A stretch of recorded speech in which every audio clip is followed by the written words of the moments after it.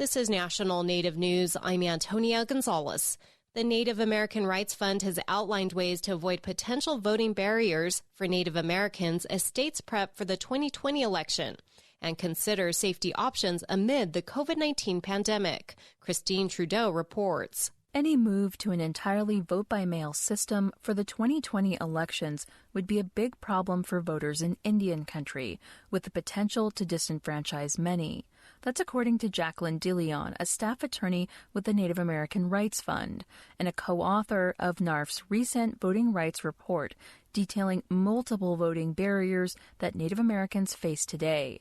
DeLeon says inconsistent mail service in Indian country is why vote-by-mail alone isn't a good option. The way mail works in Indian country is if you're getting mail at all, it's likely going to be at a post office through a post office box that you might be sharing with, 15 other people. I mean, that was not unheard of to hear just a lot of people sharing one post office box. And, says DeLeon, in the process of picking up and distributing that mail from a shared P.O. box, it's not uncommon for items to get misplaced or delivered to the wrong person, making the wait to get mail delivered longer, sometimes taking up to a month.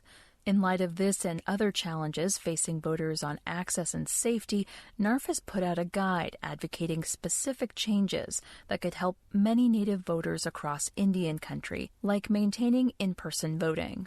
An in-person voting option can be controlled. You can have, PPE, sanitation practices. You can do curbside voting.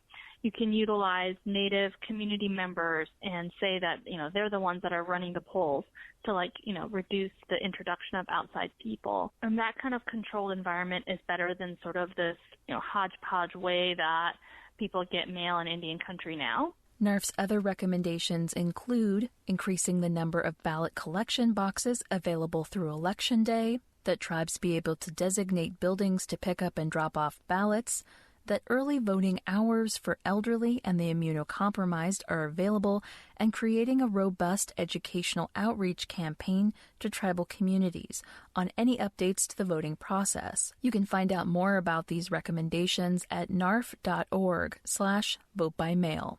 I'm Christine Trudeau. This story is a collaboration with National Native News and the Solutions Journalism Network.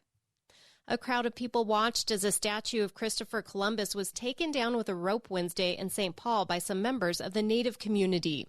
In a live stream by television station KSTP, people cheered as the statue hit the ground.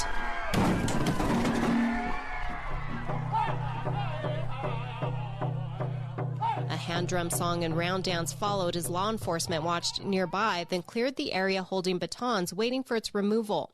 The move at Minnesota's Capitol follows the beheading of a Columbus statue in Boston and Confederate statues in different parts of the country torn down after the recent police killing of George Floyd in Minneapolis. Floyd's death has sparked protests across the country over police violence against people of color and reignited the debate over controversial monuments. Columbus is a symbol of genocide to Native Americans as people see taking down memorials in his honor and dropping the Columbus Day holiday as part of the healing process.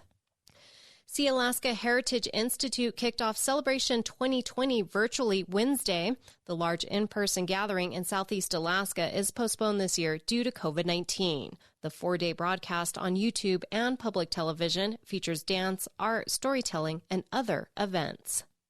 I'm Antonia Gonzalez.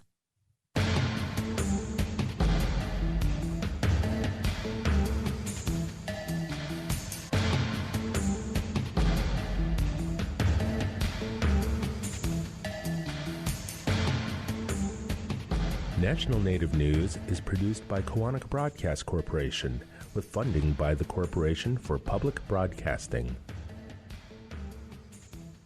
Hey, Ivan. Good to see ya. You too. What brings you here? I'm informing people about the 2020 census. The census? Yeah, everyone knows about that. They don't. They really don't. But I do. And when we participate, it helps determine funding. For things like grants and programs in our communities. Cool, that's good to know. The census is for all American Indians and Alaska Natives. Shape our future. Start here. Complete the census at 2020census.gov. Paid for by U.S. Census Bureau. Native Voice One, the Native American Radio Network.